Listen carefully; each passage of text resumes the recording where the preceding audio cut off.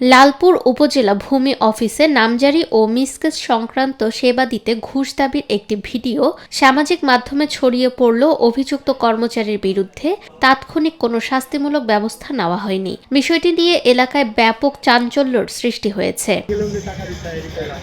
আমাদের এখানে দেওয়া নিয়ম নেই। আপনি চালাচ্ছেন শুরু করে দিচ্ছি, তারপরে আপনি 500 টাকা চাইছেন, 100 টাকা দিতে চাইছেন, তাও দেয়নি তো। আপনি তো পরে ঘুরে বলছি যে 100 টাকাই দেয়।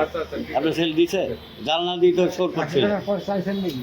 হ্যাঁ, সে এক টাকাও হুমকি দামকে দিয়ে আসছেন। না, হুমকি হ্যাঁ, আমরা বলতে কালকে আপনার কাগজ আপনি চলে আসবো, আমার নোটিশ দরকার। আপনি চাইলেন দিলেন না, মিটে গেল। তোরা ছেলে বলে কিসের দেবো, কি দেবে না। এই না না আপনাদেরকে খরচ দেয় না না সরকার না, থেকে? এটা দিয়ে দিয়ে দেয়। মানে ওই এগুলো কি আপনাদের ওই ইয়াদের থেকে নিতে হয়? আপনার আমরা অফিস থেকে? আপনি খুশি হয়ে দিবেন ভাই, কষ্ট লাগে যে আপনি বাইকে গেছি বল বাপ এটা না এরকম অফিস থেকে কোনো খরচ দেয় না? না, এটা নোটিশ আমি খরচ এটা আমাদের দেখতে হবে। পাঠানোর জন্য কোনো খরচ দেয় না? না না না দিয়ে নাই? না, এটা তাহলে ওই যারা ভুক্তভোগী তারা দিবে? তারা দেয় না, বলবি দিতে হবে ভাই দেয়, যা দেবেন তাই। এটা অফিসের নিয়ম আছে না? না, নিয়ম নাই, এটা আমরা পার্সোনাল হবে। 14 জানুয়ারি বুধবার ভূমি সহকারী কমিশনার মোহাম্মদ আবির হোসেন সেবা গ্রহীতা ইউনুস আলীর একটি মিসকেসের শুনানির তারিখ নির্ধারণ করেন। পরে ভূমি অফিসের চেইনম্যান দ্বিজেন্দ্রনাথ প্রামাণিক শুনানির কাগজ পৌঁছে দিতে গিয়ে ইউনুস আলীর কাছে 500 টাকা ঘুষ দাবি করেন বলে অভিযোগ ওঠে। টাকা না দিলে অফিসের কাজ নিয়ে ভোগান্তির হুমকিও দেওয়া হয়।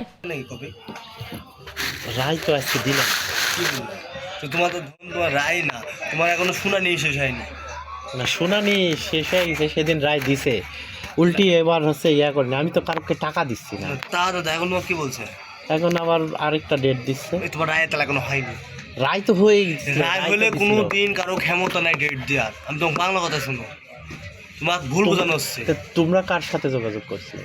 শুনো, আমি এখন জাস্ট আমার রায়ের কপিলে আসছে, তোমার পরে আবেদন করেছি না, হ্যাঁ। আর তোমার আগে মিলে আসবো।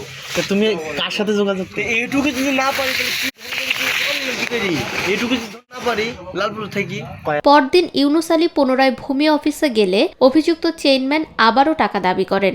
ঘটনার পর ভূমি সহকারী কমিশনার অভিযুক্ত কর্মচারীকে সতর্ক করেন এবং ভবিষ্যতে এ ধরনের কর্মকাণ্ডে জড়িত হলে বিধি অনুযায়ী ব্যবস্থা নেওয়ার কথা জানান।